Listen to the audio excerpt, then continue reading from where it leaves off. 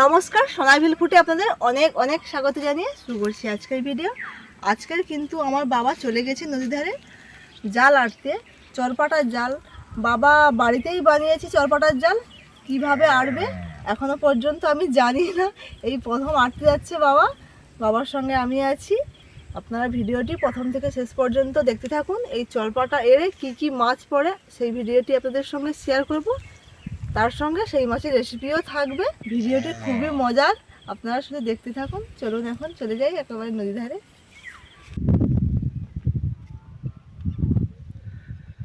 বাবা ওইদিকে জাল নিয়ে লেগে গেছে।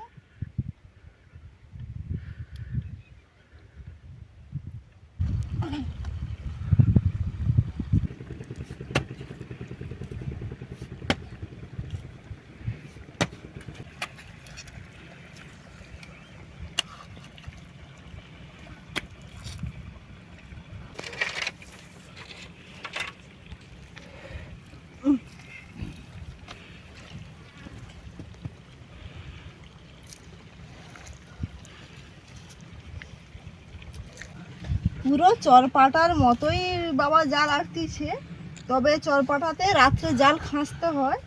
বাবা একেবারেই জাল খেঁচে রেখে দেবে, জোয়ারের সময় জল ঢুকবে আর যে মাছগুলো থাকে এই পাশে থেকে যাবে। মিনি চরপাটা বলতে পারেন আপনারা।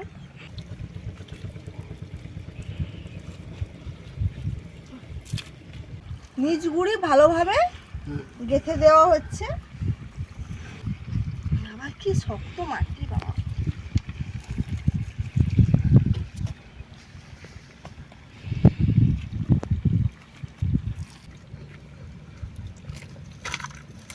বাবা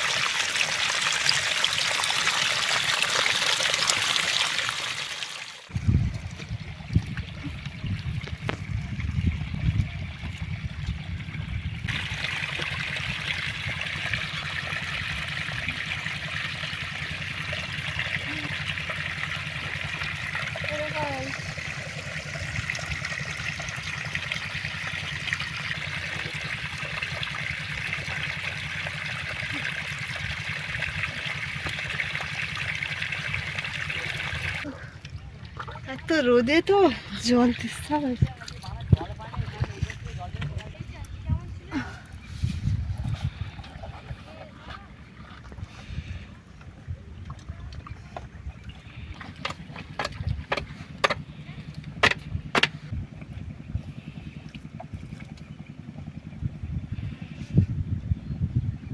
এবারে বেঁধে দেওয়া হচ্ছে, এইভাবে থাকবে। তারপরে রাতে জোয়ার হবে, জোয়ার হলে জল সব ভরে যাবে, ভাটার টানে যখন জল কমে যাবে তখন মাছ এখানে ঢুকে যাবে। কোনোদিন কিন্তু এইভাবে আমার বাবা মাছ ধরেনি, এই প্রথম ধরতিছে। জানি না কি মাছ পড়বে। জাল খাঁচা হয়ে গেছে, দেখুন কত সুন্দরভাবে খেঁচে দিয়েছে। এইভাবে থাকবে। এখন আমি আর বাবা বাড়ি চলে যাব, আবার রাত্রে আসবো, রাত্রে ভাটা হবে। রাত্রে এসে কী মাছ পড়েছে আপনাদেরকে দেখাবো, আপনারা ভিডিও দেখতে থাকুন। এতক্ষণ তো দেখবেন। এত রোদ, এখন বিকেল 4টে বাজে, মাথা ঝাঁঝা করছে।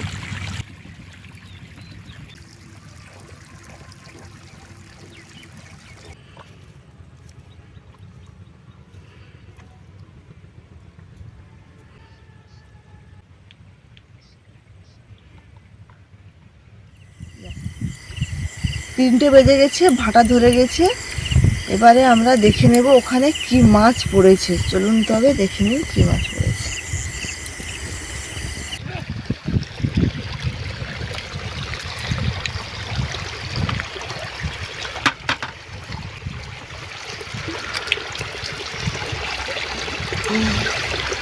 ভোলা মাছ পড়েছে দেখুন, আর এই যে কত ছোট ছোট ভোলা, এই যে ফেরকি মাছ মানে স্কুইড, এই মাছগুলো ছোট ছোট পড়ে, এই একটা একটু বড় পড়েছে।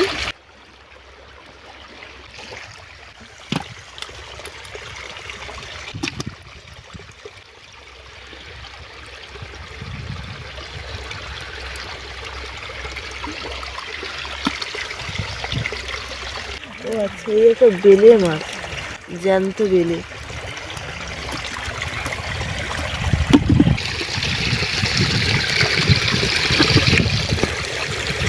পারছি না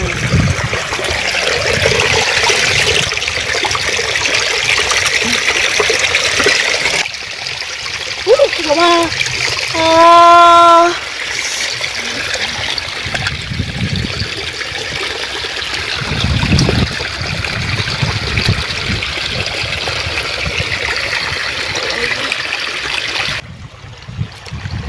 চিংড়িটা কত দিন হয়ে গেছে।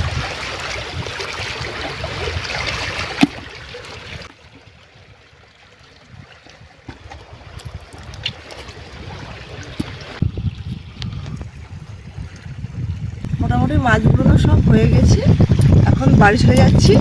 সকাল হলেই এই মাছের দারুণ একটা রেসিপি আমাদের সঙ্গে শেয়ার করবো। আপনার ভিডিওটি শেষ পর্যন্ত দেখুন।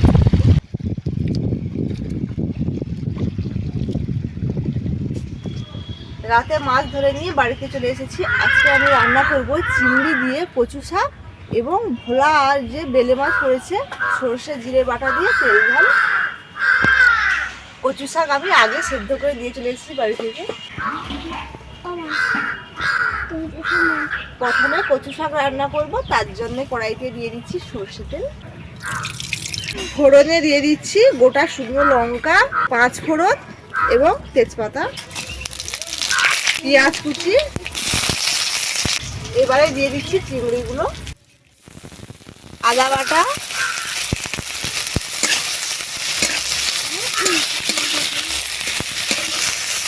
চিংড়ি পেঁয়াজ ভালোভাবে ভাজা হয়ে গেছে। এবারে দিয়ে দিচ্ছি লঙ্কা গুঁড়ো, হলুদ গুঁড়ো। এবারে দিয়ে দিচ্ছি সেদ্ধ করে রাখা কচু শাক।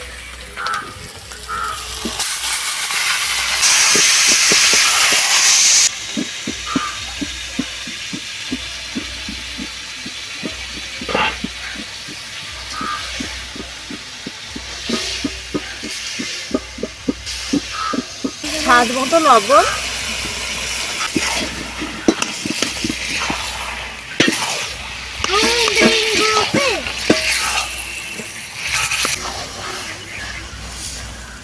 চিংড়ি দিয়ে কচু শাকের রেসিপিটি হয়ে এসছে। এবারে দিয়ে দেব ভেজে গুঁড়ো করে রাখা শুকনো লঙ্কা, মৌরি, জিরে এবং গোলমরিচ।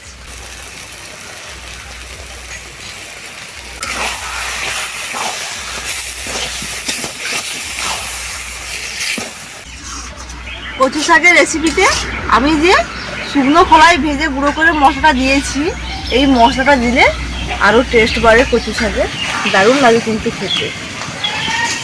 আর এই রেসিপিটা তো সবার ভালো লাগে, হয় চিংড়ি দিয়ে না হয় ইলিশ মাছের মাথা দিয়ে। চিংড়ি দিয়ে কচু শাকের রেসিপি এবার নামিয়ে নিচ্ছি। এবারে মাছের ঝাল বানাবো সরষে জিরে বাটা দিয়ে।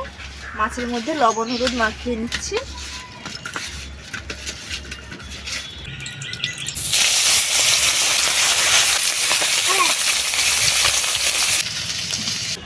মাছগুলো সব ভাজা হয়ে গেছে, এবারে মাছের ঝাল বানাবো। তার জন্য কড়াইতে দিয়ে দিচ্ছি আবারও সরষে তেল। তেল হিট হয়ে গেছে, এবারে দিয়ে দিচ্ছি আদা এবং পেঁয়াজ বাটা,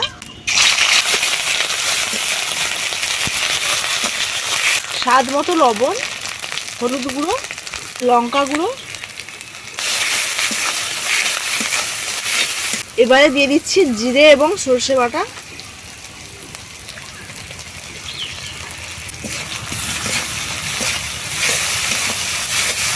মশলা খুব সুন্দরভাবে কষা হয়ে গেছে, এবারে দিয়ে দেব জল।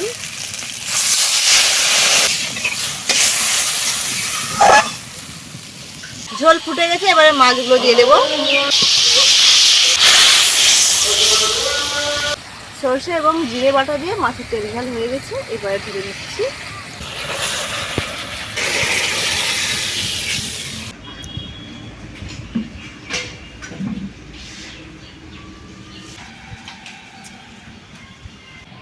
সুন্দরবনের নদীতে মিনি চরপাটা দিয়ে মাছ ধরে নিয়েছে, দুটো কিন্তু দারুণ রেসিপি বানিয়েছি।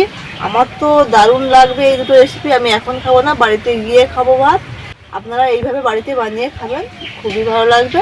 আর এই ভিডিওটি কিন্তু বানাতে আমাদের অনেকটাই কষ্ট হয়েছে, কেননা বিকেলে জাল পাতা, রাতে মাছ গুঁড়োনো, তারপরে আবার দুপুরে এসে রান্না। এত কষ্ট করছি আপনাদের জন্য, আপনারা দেখলে কিন্তু আমার খুবই ভালো লাগবে। এইভাবে আরও নতুন নতুন মাছ ধরা এবং সেই সঙ্গে রান্নার ভিডিও নিয়ে আসছি। আপনারা ততক্ষণ ভিডিও দেখতে থাকুন। ভালো থাকবেন, সুস্থ থাকবেন এবং সাবধানে থাকবেন। টাটা।